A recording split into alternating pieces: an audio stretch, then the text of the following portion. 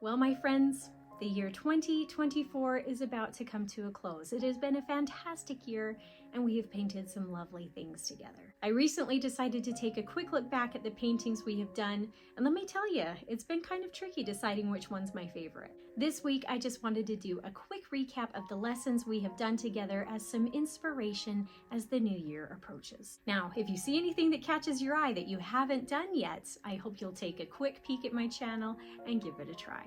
Also, as a quick heads up, I am just about to hit my 3-year mark of creating videos here on YouTube. And in all that time, I think I've only missed 1 week of putting out a tutorial because of an intense illness. So next week, I've decided to take a little time off from work and just enjoy spending the holidays with my family. But don't worry, as soon as January hits, I'll be right back at putting out tutorials that I hope you'll enjoy. Thank you all so much for your kindness and support. I look forward to our painting lessons in the new year. Now sit back and enjoy this short recap of this year's work, and I'm wishing you all a Merry Christmas and a Happy New Year.